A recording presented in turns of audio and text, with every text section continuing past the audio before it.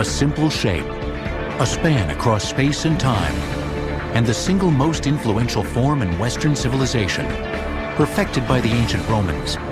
It spans great rivers, takes us deep into the sea, and will enable us to live on other worlds. It's the basic building block in human history, finding its way into millions of structures for millennia. Now, the Arch, on Modern Marvels.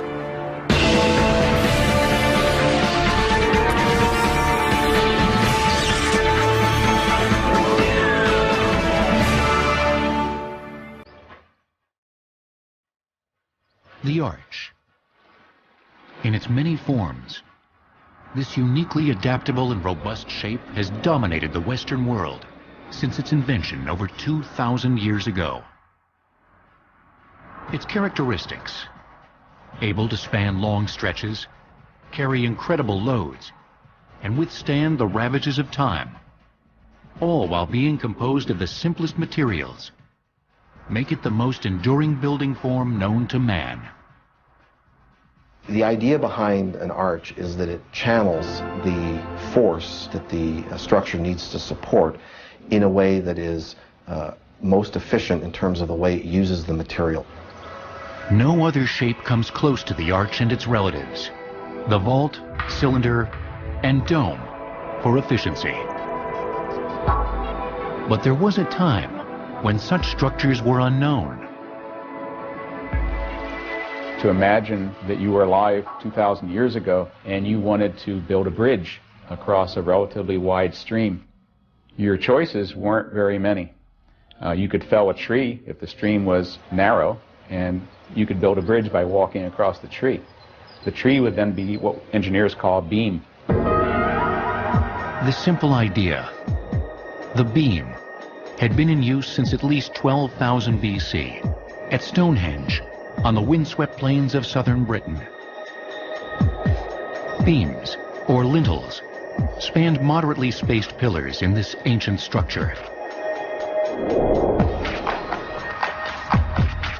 The Greeks later used this method of construction for temples. It was practical and could be beautiful, but was limited to the width that a wood or stone beam could span before it collapsed. But somewhere, sometime in the ancient world, someone realized that there was a better way to build grand yet practical structures. Unfortunately, building materials in the ancient world had limitations, forcing early architects to be creative.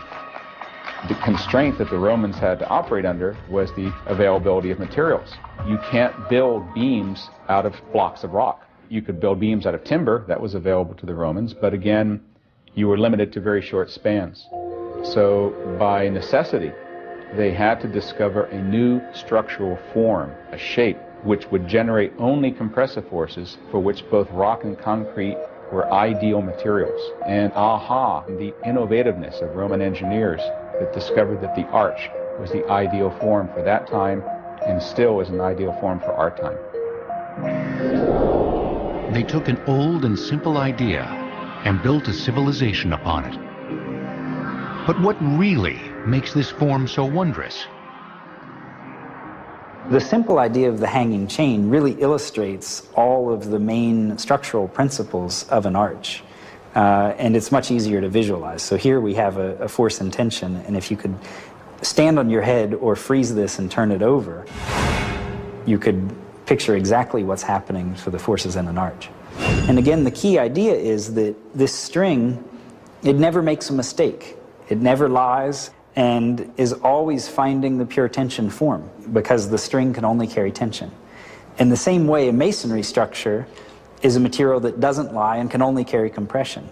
The arch can carry enormous weight and is purely a compression structure. That is, it can withstand pressure. The more force that's applied, the more compressed the arch becomes. On the other hand, if you apply tension to it, it loses its strength rapidly. As the legs of the arch begin to spread, the arch can collapse. The secret of stability in arch design is to contain the forces, or the line of thrust as it's called, within the arch. As we move supports around, The arch can adjust to these different movements and can adapt with new internal forces. And the key, really, or the magic, is that they can carry so many different possible loadings. And as the ground moves, the arch quite happily adjusts to it. It's in equilibrium, it stands. We can find a line of forces through one. As long as the line of force is contained inside the structure of the arch, or terminates at the arch supports, it can stand practically forever. But if the line of force moves outside the arch, because of increased loads or changes in shape, it will fail. The Romans understood this. It's a tribute to the fact that the Roman engineers knew about how their structures could redistribute forces even after they become damaged. Arches come in all sizes, shapes, and styles. The classic Romanesque arch is a semicircle, built of stone or concrete.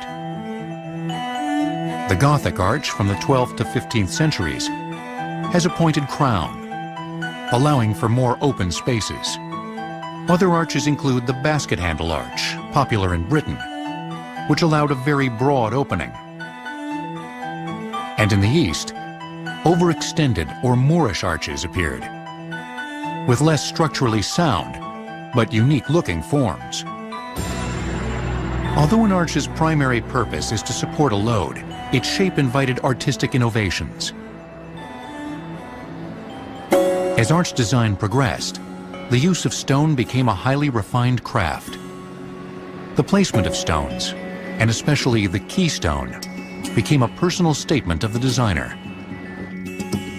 A keystone is the last stone placed in a traditional arch. It's the stone that locks the arch into place. Keystones were traditionally made larger and more important looking than the other voussoirs, or arch stones. But surprisingly, this was largely a cosmetic choice. You hear a lot of talk about the keystone in an arch being this most critical piece, this most special piece.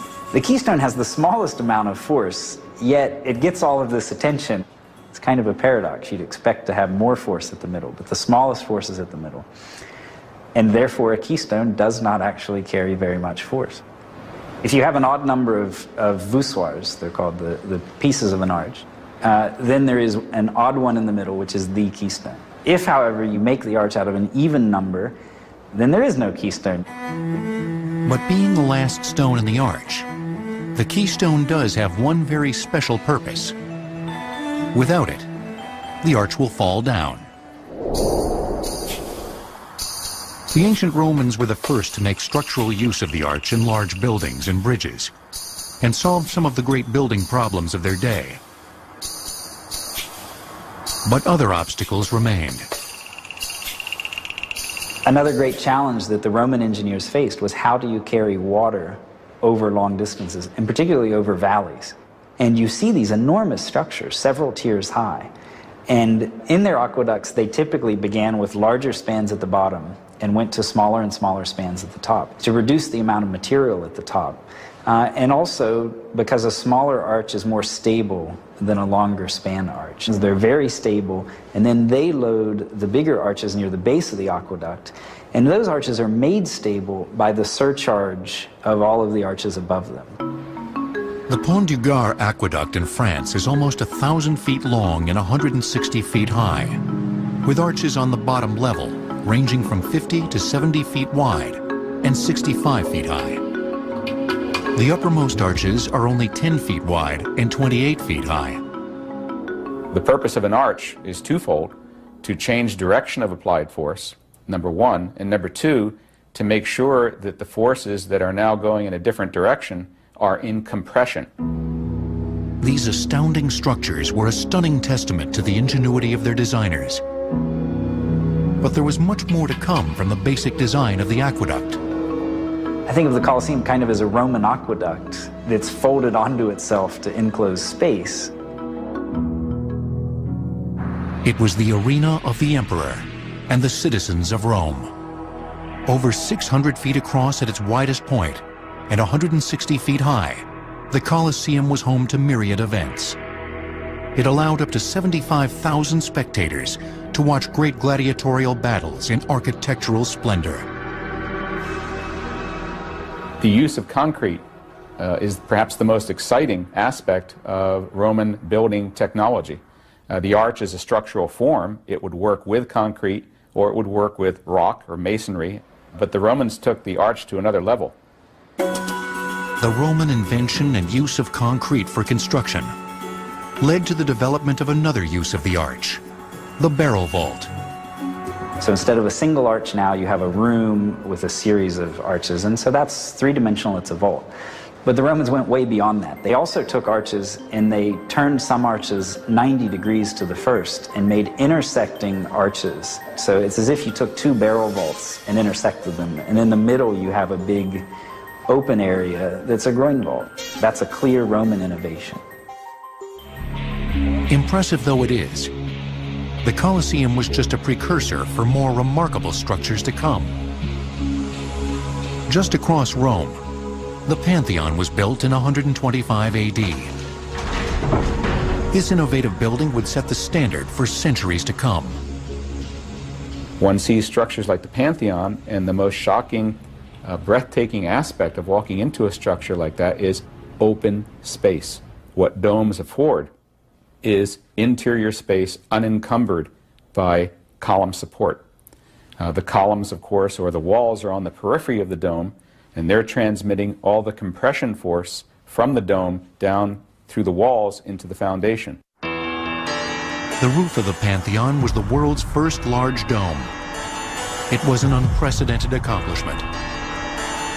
You could think of a dome as a series of arches that are all leaning on each other in the middle.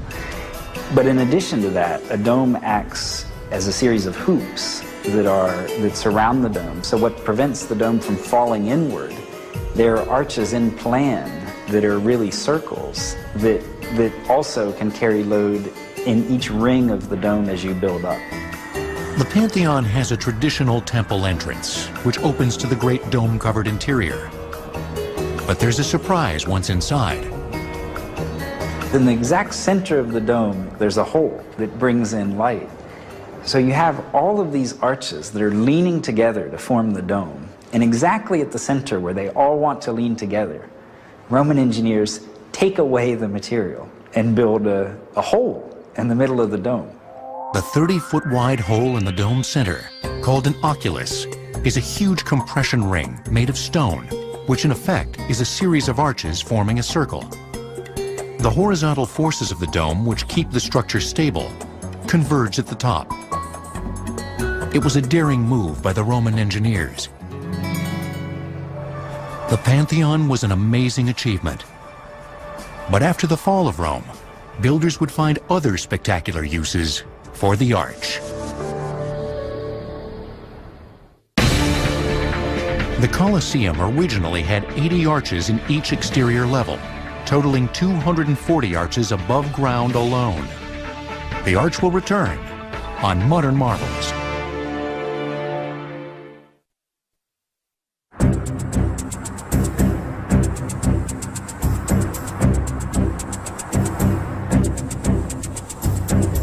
By 476 AD, the Roman Empire had fallen.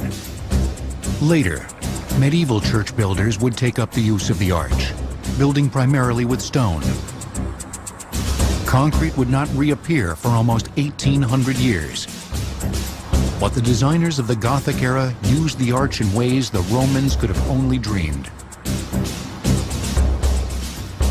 The biggest advancement during the Gothic era was the getting away from the barrel-type vault and using more of an elliptical arch or a pointed arch. So from a visual perspective, it allowed the arch to be much taller. And the goal of the master builders during the Gothic era was to try to bring in as much light to the interior of the cathedrals as they could. So the taller they could make the arches relative to the width, they were able to introduce far more area of window. The era of the Gothic cathedral also saw the use of less massive design elements. Continuing to strive for higher and grander, church builders developed new techniques to maximize their uses of the arch. Gothic cathedrals such as Notre Dame in Paris are lasting examples of the incredibly complex workmanship of the master builders of the time. Cathedral ceilings reached heights of up to 150 feet. As these arches soared ever higher, materials were used more sparingly to allow for this vertical growth, resulting in thinner walls, pillars, and vaults. But with this increase in height, intense forces were exerted by the soaring stone arches and had to go somewhere. The Gothic designers came up with an ingenious solution. You still have to get the thrust of the arch down to the ground. So how do you do that? That's the real challenge in Gothic construction. And this is where the really ingenious breakthrough comes of building flying buttresses, which are exterior, elevated half arches, really, that carry the flow of forces from the main vault down to the ground. So as the arched ceilings grew wider and taller, the sides of the building wanted to spread. The use of flying buttresses provided a rock-solid method of reinforcement for the thin cathedral walls. You can think of it as half of a Gothic arch. So a Gothic arch with a point at the middle. If you take those two sides and separate them, they each want to lean inward. And so they can help to resist the thrust from the central nave that acts between those two flying arches.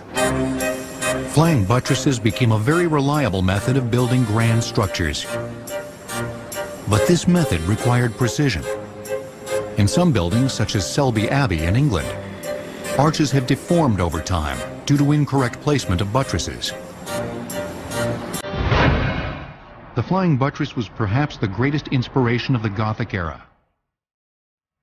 After the Gothic period, as the Renaissance bloomed, the dome re-emerged from its Roman origins to new and spectacular uses. In 1626, St. Peter's Basilica was completed just a few miles from its predecessor, the Pantheon. The new dome was 138 feet wide. Fable has it that the designers had intended it to be smaller than the Pantheon, out of respect for their forebears. But some modern scholars assert the Basilica's dome is almost 5 feet greater than the Pantheon's. But at 450 feet, St. Peter's was definitely much taller than any existing dome structure. St. Peter's was significant because it was a very large diameter dome, very tall, dome being the revolution of an arch in over 360 degrees. St. Peter's was a grand application of the marriage of that round shape of the dome with the square geometry of the church below. But the descendants of the Romans were not quite so masterful with St. Peter's. And within a few centuries, the dome began to crack as the tremendous forces generated by the height of the dome pushed sideways. The original chain that had run around the perimeter of the dome was not sufficient to do the job. The dome was cracking, and they in fact needed to do additional strengthening work. The addition of 3 more chains to retain the horizontal force of the arched dome was sufficient, and it has remained, damaged but stable for hundreds of years since. In 1965, the Houston Astrodome set new records for dome construction. At over 200 feet high and 710 feet wide, this giant leap in dome design was made possible with arches. The wonderful aspect of dome action is that they allow the use of arches to create very large volumes of interior space. 300-yard football fields, 400 feet to center field, those are very long distances.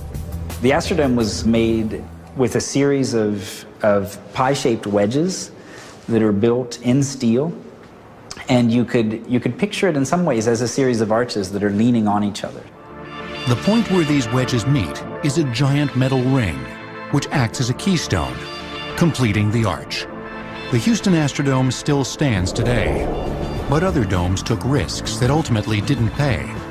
Around the time the Astrodome was completed, another city began planning a similar project. The King Dome is special because it's a pure compression dome. It was a concrete shell that was extraordinarily thin. And the problem with it is that such a thin dome over such a long span can have difficulties with buckling, the great flaw of any compression structure. With its vertical spars and expansive interior, the King Dome served the citizens of Seattle for 24 years, but eventually closed because of water damage to its concrete roof. It was replaced with a new stadium that had a retractable cover, but for its time, it was one of the most daring concrete domes since the Pantheon. Domes continue to be used in modern construction to great effect, but the arch has found its way into other, sometimes surprising modern structures. And some arches literally do their jobs lying down.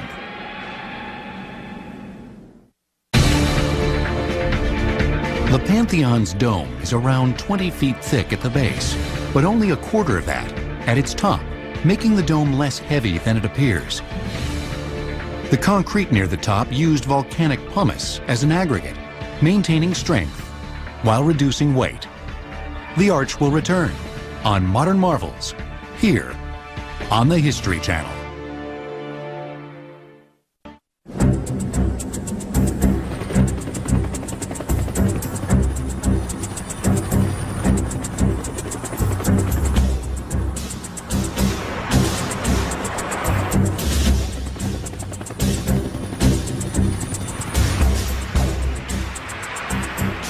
The mighty Colorado River is harnessed in the American Southwest by 9 main dams.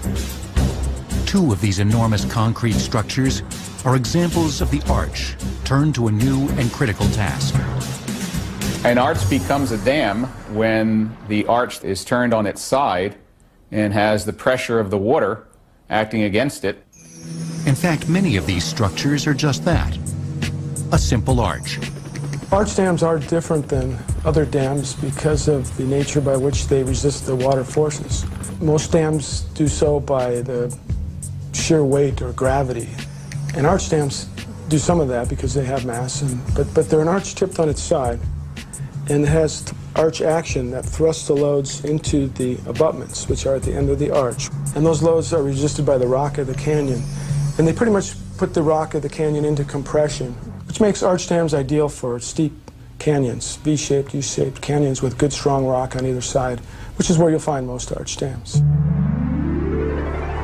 726 feet tall and up to 660 feet thick at its base, Hoover Dam was the largest concrete structure of its time. It required over 4.5 million cubic yards of concrete to build the massive arch. And it withstands the pressure of 9.2 trillion gallons of water in Lake Mead. Because the water pressure comes from the depth. It's the hydrostatic pressure that comes from the depth of water that's supported. So, in fact, supporting a lake that's only 1 foot wide provides the exact same force that a lake that would be, 100 miles wide. As dam designs became increasingly daring, relying more upon the strength of arches, dams became thinner and more refined. One such structure resides not far from Hoover Dam. Glen Canyon is a beautiful arch. You can't deny that it's a very beautiful and magnificent engineering marvel. It's more of a thinner section. It's more of a true arch. With a thin concrete slab 710 feet high and 1,560 feet long at the top, the dam relies on the shape and characteristics of the arch to resist the force of the water behind it, while using a minimum of material to do so. It's 25 feet thick at the top and over 300 feet thick at its base, and is extremely strong for its relatively limited mass. The idea of the arch dam is to keep everything in compression and to minimize the bending that goes on in an arch. And if the dam can avoid tension, the enemy of any arch, and stay in compression, it can last for hundreds, perhaps thousands of years. Dams are clear examples of the strength of the arch. But less obvious, yet familiar to us all, are tunnels, which use the strength of the arch deep underground. Another example of arch action in which forces are redirected into compression is a tunnel. Many of us drive through tunnels on our daily commute. You'd have to ask yourself, where does the weight of all of the soil and rock above the tunnel go? It has to get redirected. It has to go around the tunnel. and it goes around the tunnel because of arch action. While the Romans built small arch tunnels, the craft of modern tunneling really started in England in 1825, when Mark Brunel took on the great challenge of digging beneath the River Thames. In the case of Brunel's tunnel under the Thames, that if he'd built just one large tunnel, one large opening, he was concerned about the loading coming from the sides failing the tunnel. And so what he did was he introduced a central pier with two kind of arches that were bearing on that central column. He was concerned about the size of the forces, so he cut the span in half by adding a central wall. Brunel's innovative tunnel paved the way for something much bigger. Since before Brunel's time, engineers had dreamt of a tunnel under the English Channel, connecting Britain with France. This dream became reality in 1994. An arched cylinder was the perfect answer for the 31-mile run under the English Channel, up to 530 feet under the water's surface. These tunnels are 24 feet wide and are formed of a series of continuous arches, opposed to each other at an infinite number of points. In this application of the arch, the triple tubes are lined with a combination of concrete and iron compression rings, up to 23 inches thick. A cylindrical tunnel is an example of almost perfect compression, the best environment for an arched form. Just as the arch provides us access under the sea, so it provides passage over the sea. Without the arch, bridge building as we know it would be impossible. When built, the Channel Tunnel was the most expensive construction project ever conceived, with a price tag of $21 billion. The arch will return on Modern Marvels, here on the History Channel.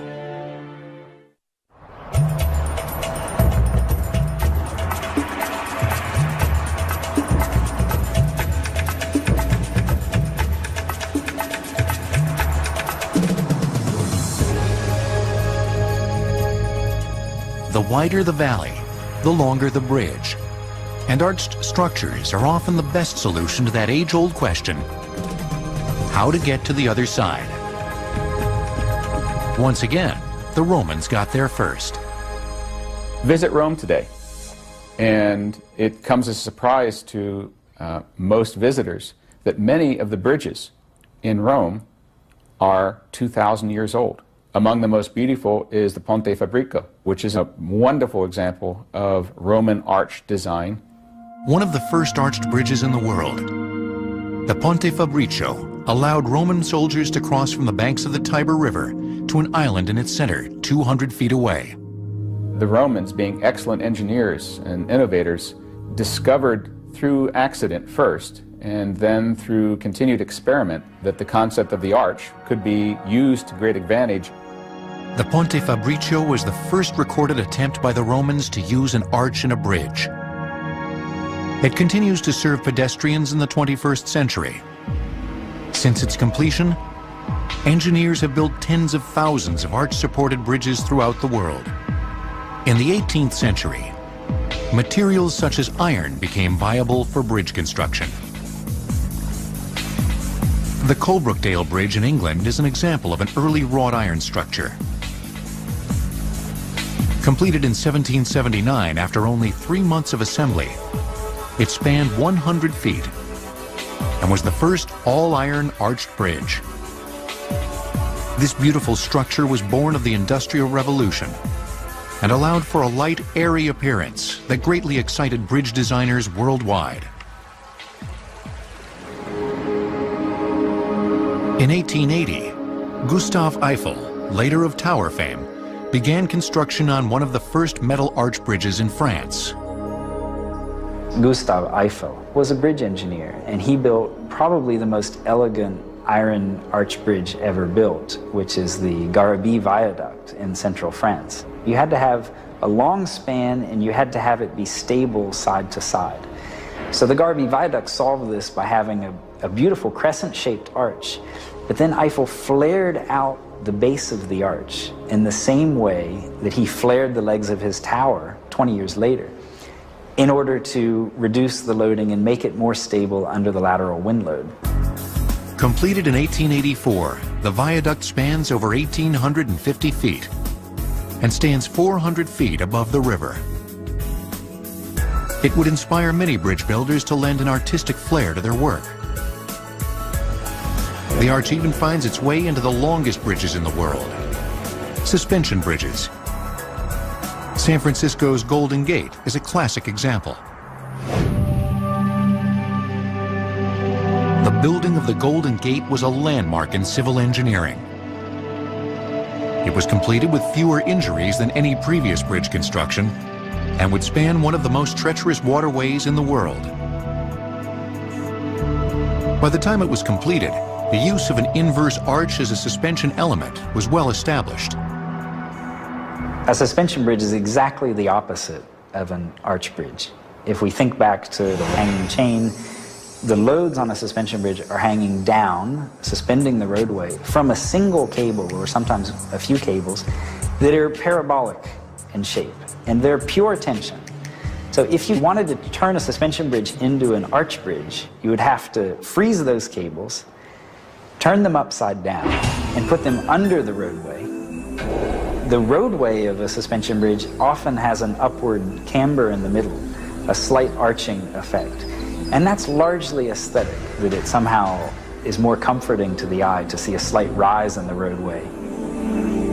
In addition to the huge cables that hold the bridge up, acting in tension, many suspension bridges are still supported in part by the traditional compression arch. On the Golden Gate's south end, a large metal arch supports the roadbed as it clears historic Fort Point. Arch-supported bridges come in many forms and varieties. Some, such as the Bixby Bridge on California's Pacific Coast Highway, use just one long, shallow arch. This stunning span, completed in 1932, is 714 feet long and stands over 240 feet above the crashing waves near Big Sur. The roadbed is connected to the arch with numerous spandrel columns, or vertical braces. Bixby Creek Bridge was built in the 1930s, and initially, when the bridge was put out to bid, the contractor had the option of constructing a steel arch as opposed to concrete arches. The thought being that the steel arches would be much easier to construct because they could be constructed from the roadway. They wouldn't be impacted by the waves or the creek down below. However, the contractor decided that it would be less expensive to construct the bridge using the concrete arch structure. One advantage of concrete in such a bridge is its incredible strength. An arch structure is primarily a compression element. The vertical load path of the bridge will go from the T-beam deck into each of the columns, and then from the columns into the arch. The arch will then take that load and distribute it to the two towers on either side of the bridge. That's the beauty of an arch. Other spans have arches above the roadway, such as the Desmond Bridge in Long Beach, California. But this bridge is rapidly deteriorating and will soon be replaced with a design pioneered by the Natchez Trace Bridge in Tennessee. This bridge is the first precast concrete segmental arch bridge in the United States with 582-foot span. The bridge is unique because traditional arch structures carry the load of the deck through a series of vertical members, which are called spandrels, that are then connected to the arch. In this case, the vision was to open up the arch and eliminate the spandrels. That way, the load of the deck is all carried at the crown of the arch. The arch is in fact independent from the superstructure.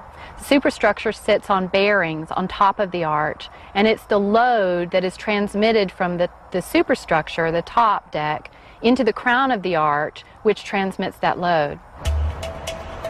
The Natchez Trace Bridge represents the state-of-the-art in arched bridge construction.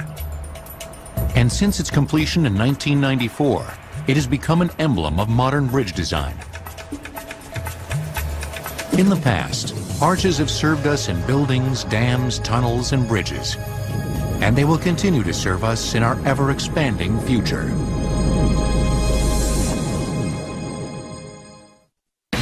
The longest concrete and masonry arch-supported bridge in the world is the Rockville Bridge in Pennsylvania, completed in 1902.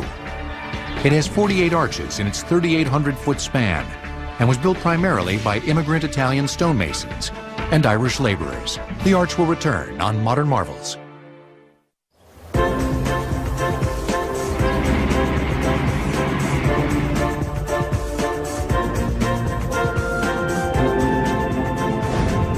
Not all arches are structural. The graceful form of the arch and the dome has captivated onlookers and users for thousands of years. I think the arch is a consistent form that always recurs, regardless of material and culture. You can see it in almost every architecture in some form or another. It's very interesting to see its transformation in contemporary times into new materials and forms.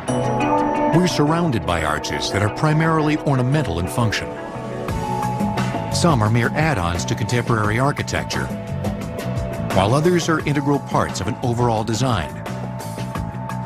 But perhaps no single contemporary structure makes a stronger statement than the Gateway Arch in St. Louis, Missouri. Yeah, the St. Louis Arch is sort of typical in that from there you could see the way the shape of the arch is, where the loads are concentrated. If you look at it, you'll see at the very top, the apex of it is sort of a thin section because there's not too much load being accumulated there other than just the weight of that particular section. Built between 1963 and 1965, the 630-foot-high arch is a masterpiece of design. The legs of the arch are 54 feet wide on each axis at ground level and taper to only 17 feet at the top. The massive foundations that support it were dug 60 feet deep, 30 feet of which extend into bedrock. The giant arch is supported largely by the outer skin, which is composed of stainless steel weighing over 900 tons. The arch was stacked out of individual metal sections. Cranes lifted each new segment toward the top until the last keystone section was placed. While the Gateway Arch must support itself vertically, it must also be able to sustain high lateral forces, such as winds. So we have to make sure we have a thicket anchored where the arches end. This giant arched form was as much an artistic statement as an engineering landmark that drew on a classical shape. I think people are drawn to arches really just because it's a familiar form, mostly. It's something that you've seen throughout history. Almost every period has an arch appearing, and it's so familiar to people, that's what makes it appealing. The St. Louis Arch is perhaps the ultimate expression of the arch as art. But the basic shapes of arches, domes, and tubes continue to serve us in a stunning diversity of ways. Even submarines use the power of the arch to do their stealthy work. Submarines are pressure vessels that have to resist the great force of the water, particularly when you go deep underwater. The internal pressure just wants to crush a submarine. And so the section of the hull, the shape of it, is a circular shape that resists this pressure in compression. So you can think of a submarine as a circular arch.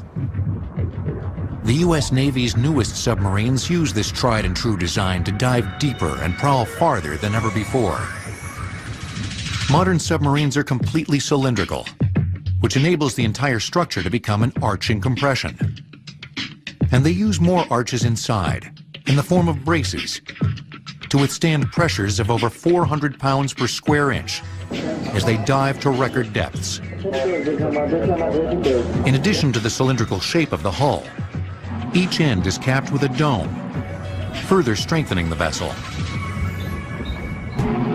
Modern submarine hulls can be up to 3 inches thick, and many are able to dive below 2,000 feet. This is accomplished by augmenting the strength of the arch with exotic metal alloys.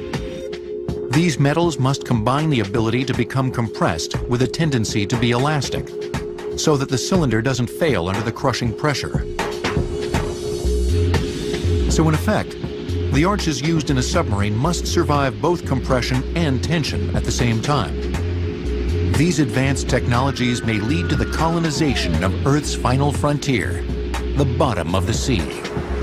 We talk about extreme environments. One example would be under the water, where you have the structure acting as something that resists compression, because the water is very heavy and it creates enormous forces upon the habitat where people live. So in that case, they're acting as compressive structures, and they tend to be rather thick because they have to withstand the pressure. But with modern alloys and composites, people should be able to live undersea without fear for years, even decades at a time. On dry land, the arch has been used for years in the design of semi-permanent battlefield structures, now used in civilian life, such as Quonset huts. And all that was a big arch, elongated arch in one direction, and it was very efficient to put together very fast, and of course that military made great use of that. The Quonset hut's strength is derived not just from the arched frames, but also from the multi-arched corrugated materials used to cover them. New designs continue to evolve, using this same time-tested shape. In another exciting application, the U.S. Army is experimenting with a giant inflatable arch, able to lift huge loads. These arches are also used inside giant inflatable buildings and may one day replace structures such as the traditional Quonset hut because of their increased portability and ease of construction. But the strength of the arch goes beyond the confines of Earth. For anywhere gravity applies, the arch will serve as a basic element of construction. On the cold, dry surface of Mars, arches, tubes, and domes may house the communities of the future. The habitat, pressurized space, have the same laws of physics governing their design. And if we look at, for example, historic arches, they assume a certain shape because of the laws of physics. The same thing happens in space. They're the same laws of physics that govern operations in space, but the conditions are often different. And over my shoulder, we have a model of one of the Mars-based scenarios that we've established that has a variety of different kinds of elements. Most planned lunar and Martian colonies utilize tubes and domes in their construction. Some are inflatable, while others are made of hard plastics, composites, and metal alloys. We work with geometries. Our curved shapes are usually pressure vessels. So they tend to look like cylinders, thermos bottles, those kinds of things, but they typically are all circular in section.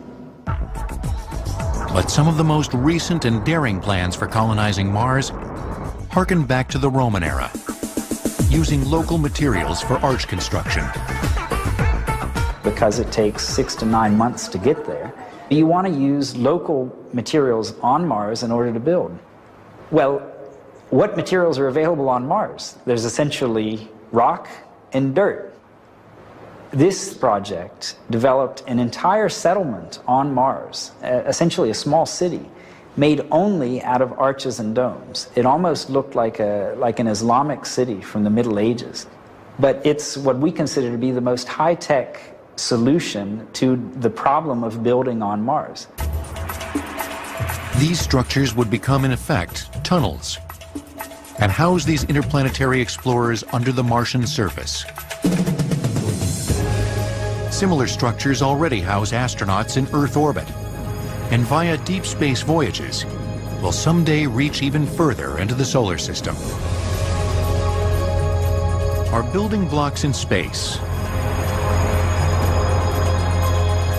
just as those that have served us on Earth for thousands of years, will utilize the properties of that most basic of shapes.